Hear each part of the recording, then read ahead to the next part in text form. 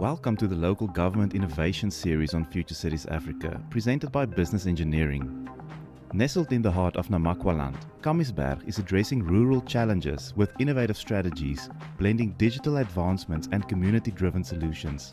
Let's dive into their journey of transformation, service delivery, and community connection.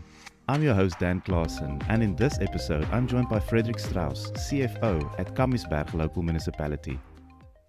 Frederick, welcome. Can you introduce Kamiesberg Local Municipality, including its location, towns, population, and unique characteristics? We are based in the Kamiesberg local municipality. We're part of the Namakwa district, which consists of 6 municipalities. We are the smaller municipality. Our municipal area stretches from Kamiesberg up until through to Garies. We on the N7. The municipality consists of 16 towns, rural towns, which with Garies being the main, which we refer to as the head office. When you just drive past Garies, you will see a sign that says the heartbeat of Namakwa. And sometimes it feels like the heartbeat of Namakwa.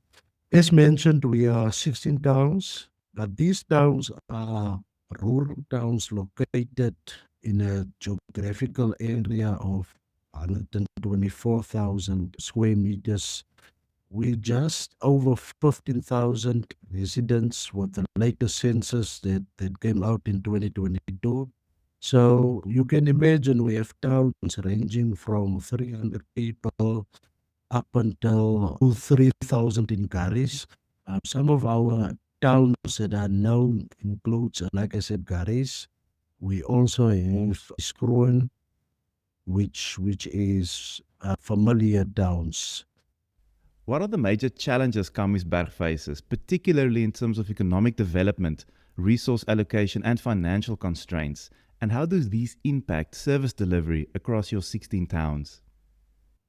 One of the main challenges that consist in the Kamiesberg municipality is the absence of economic development.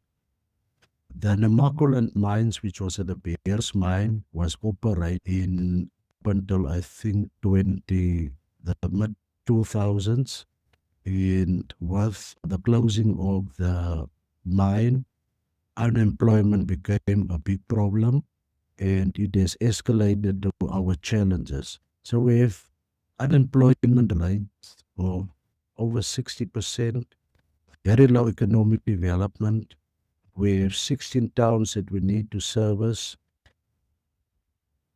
Another challenge includes low payment rate from the community because we have high indigent. If you can imagine, we are say 3,000 households. More than half of them are indigent, which means they don't have an income to pay their accounts, which we get subsidies for.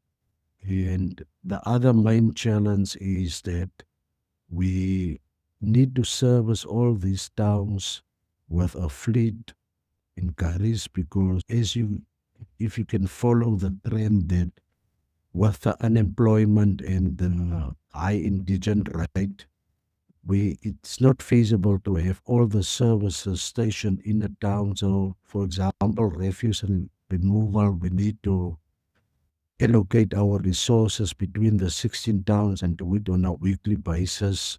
And the fact that it's working, it really says that we are doing something very right with our challenges and our limited resources.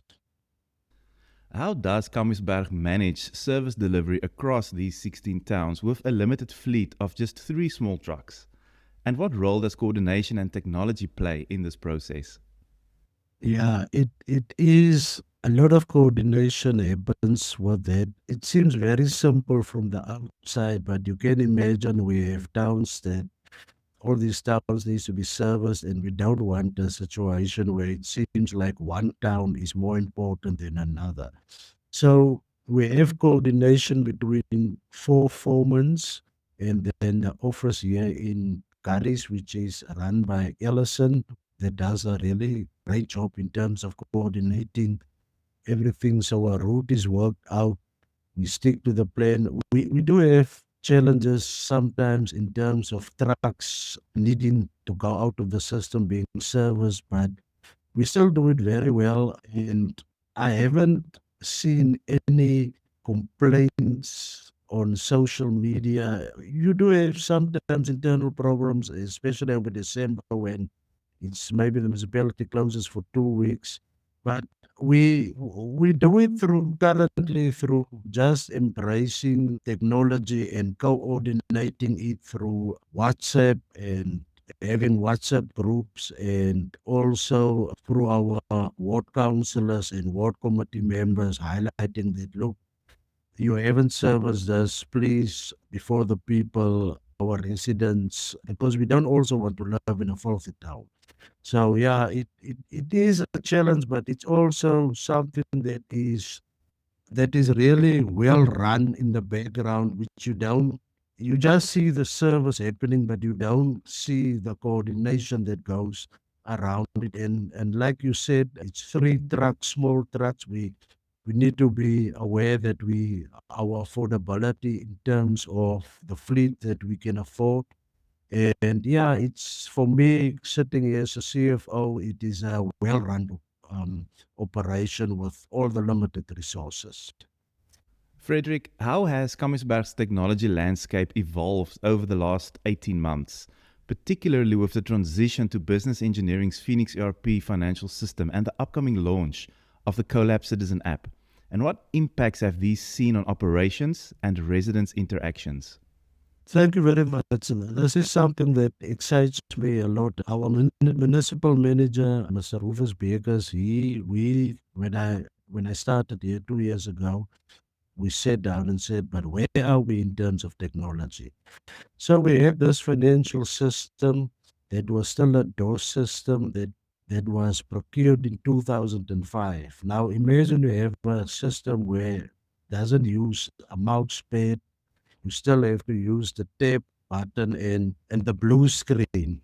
And we said, but this is really, we are really behind. Let us sit and see, but we need a well-run financial system. And we went out on tender. We did a due diligence on the old system. We got the approval from National Treasury that we can procure a new system. And the system that was a successful bidder and installed since the 1st of July to 2024 was Phoenix ERP. Now, this is on par with some of the best run municipalities in the Western Cape, and it was exciting for us. But also, it was very challenging in terms of you had this old system and you had to step up to this new system being rolled out, considering that you have to take in mind that this is all that we knew, this old system. But it has been running very smoothly, and we've seen a lot of changes. For example, we could only deliver invoices to the residents or accounts, what we call it, statements, on a monthly, every second month basis. If you go to the town and collect some cash that the residents have paid, then you can only take the accounts to them, because it wasn't feasible to just drive and deliver the statements. But now we've just seen that we now print the accounts here at the head office immediately. We distribute it immediately. So we've just seen that a lot has been happening. We also now in the process of getting the citizen app going, which is part of the financial system where the customers can then receive the statements. They just log in with the citizen app. They can also retrieve their statements, and when they make payments, it reflects immediately. So it also brings in cash control and just a strict environment with regards to governance. We are also part of the citizen app will be the implementation of where all the residents through the app can log complaints and it can be followed up. It will be not registered because without the app, it's just phone calls, one complaint to this and phone calls that there's no electricity here, but then you still need to determine, but what is this problem there? Where is it really? And it will also save us a lot of time just in terms of our success rate in addressing service delivery complaints and satisfying our residents. In terms of support, what support did Kamiesberg receive from various stakeholders during the transition from the old DOS-based financial system to the new Phoenix ERP system, and what challenges did you face in this process? We are fortunate that we are one of the first municipalities that they switched over to this new financial system with all the modules that is required by National Treasury in running in accounting for the transactions of a municipality. If we keep in mind that we had this outdoor system and now we have this what we call state-of-the-art system, so the transition in terms of learning new things was quite a challenge, but we received the support from the service provider, the support from the council, the support from provincial treasury in assisting us. Just as an example, when we switch over to the new asset register, asset module, we were working on Excel sheets, which has became very complicated. But with the assistance of provincial treasury, they, for example, delegate Mr. Pang and I come and assist us and see what the transition into the new financial system is. So there is support. Unfortunately, one of the challenges is that because our limited resources in terms of personnel, it takes a bit longer in terms of the implementation phase.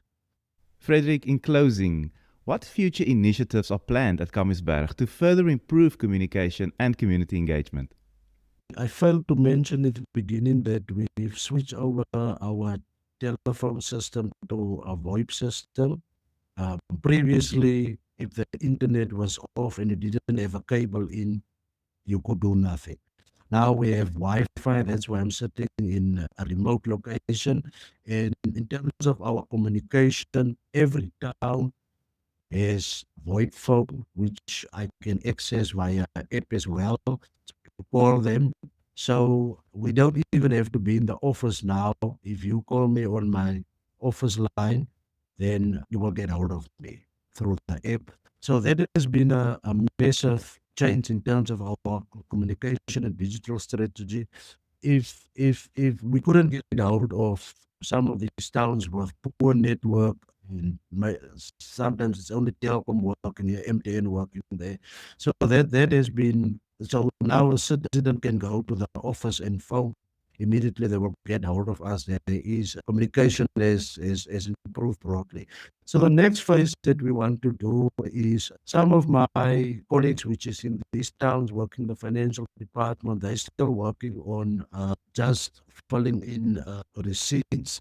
They have asked me a year ago, please, CFO, can you just introduce us to laptops and a system where we also embrace technology? And I've been working here, someone mentioned working here for 20 years, and all I've seen is a receipt book.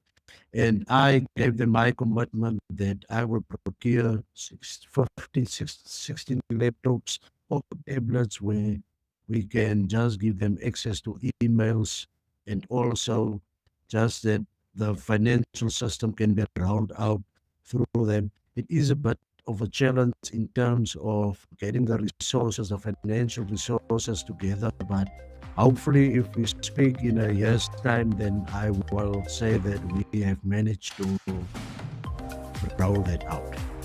A big thank you to Kamiesberg Local Municipality and Business Engineering for this insightful conversation on Future Cities Africa.